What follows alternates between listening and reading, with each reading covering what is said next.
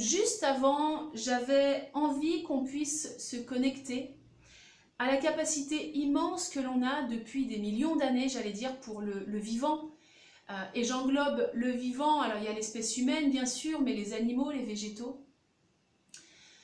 Toute cette capacité que l'on a à traverser les époques, à s'adapter, à faire face à des pandémies, à certaines crises.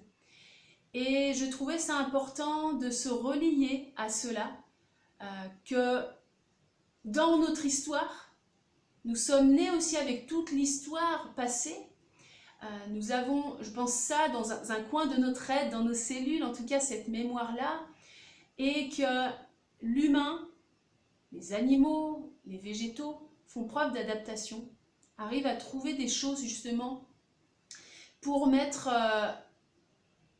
en service à l'intérieur de nous tout ce qu'il faut pour éventuellement combattre un virus, faire face à quelque chose d'extérieur, une crise ou que sais-je.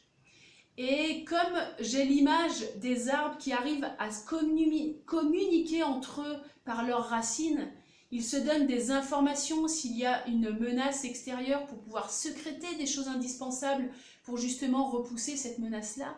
Je trouvais ça superbe de se connecter à notre corps, qui est quand même une machine exceptionnelle, à toutes nos cellules qui sont à notre service et que nous pouvons aider en tout cas pour notre immunité pendant ce confinement, cette crise sanitaire qui touche le monde entier.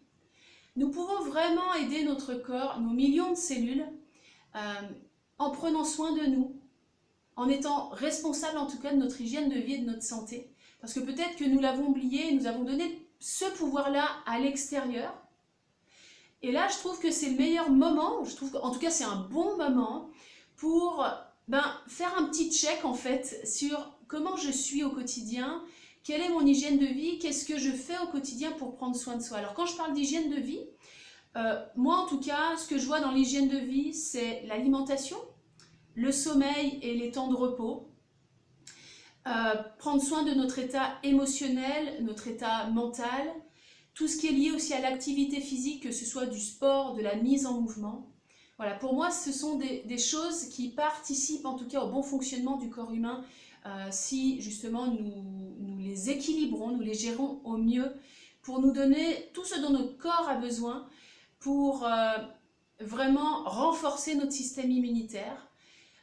Donc la gestion des émotions, bien dormir, bien s'alimenter, on en entend parler beaucoup. Peut-être que nous n'avons pas pu tout mettre en place dans notre vie, tous ces éléments qui peuvent nous aider.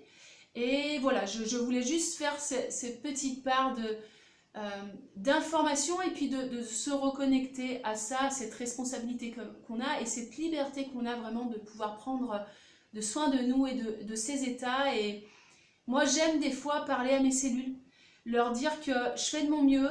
J'aime bien parler du 4e accord Toltec, faire toujours de son mieux et que je suis là avec elles, qu'on est là tous ensemble aussi pour avancer parce qu'elles seront là avec moi tout au long de ma vie. Et vraiment, je leur dis que voilà, je tente de vous nourrir le mieux possible, que je fais le maximum en tout cas pour qu'on soit tous ensemble pour vivre le mieux possible. Voilà, cette introduction étant terminée, je vous propose c'est de vous installer confortablement si ça peut vous faire une temps de méditation, une temps de pause. Vous pouvez même fermer les yeux pendant la lecture de ce court extrait du livre Les 7 plumes de l'aigle. Alors après avoir parlé de l'élément eau dans la dernière vidéo que j'ai faite sur le livre il y a 15 jours, là nous allons parler des minéraux et principalement d'un caillou. Donc c'est la rencontre que fait ce jeune homme dans le livre avec un caillou. Voilà. Donc prenez le temps de vous installer et je vais commencer la lecture. Alors en parlant du caillou, comme je le regardais, je l'ai vu environné d'un vague halo et j'ai perçu dans ses dedans une sorte de battement. Je me suis dit, mon Dieu, il est vivant!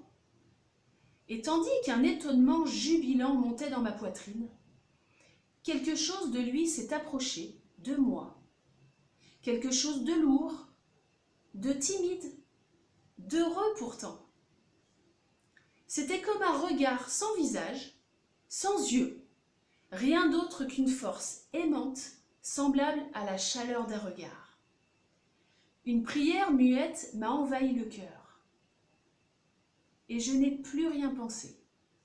Dieu garde, c'était trop émouvant. J'ai salué et j'ai goûté, c'est tout. Pourquoi ne vit-on pas ces choses-là plus souvent? Elles sont si simples. Mais qui se soucie de regarder un caillou? On pose devant soi quelques idées distraites, qu'on croit indiscutables. Un caillou, c'est moins qu'une plante, c'est sans valeur, c'est chaotique. Et le passant va son chemin, cherchant un ami peut-être, ou le sens de la vie, ou la maison de Dieu. Tout était là pourtant, sur le bord de la route, dans ce morceau de roc effleuré d'un œil vague. Il aurait suffi de se pencher sur lui et d'oser faire sa connaissance. Il aurait suffi de renoncer un instant à quelques certitudes, quelques suppositions. Il aurait suffi d'un peu d'oubli de soi, d'un rien d'amour. Si vous aimez les choses, elles viennent, elles vous parlent, elles se mettent d'elles-mêmes à votre service. L'amour que vous donnez à un caillou provoque l'éveil de l'amour, endormi dans ce caillou.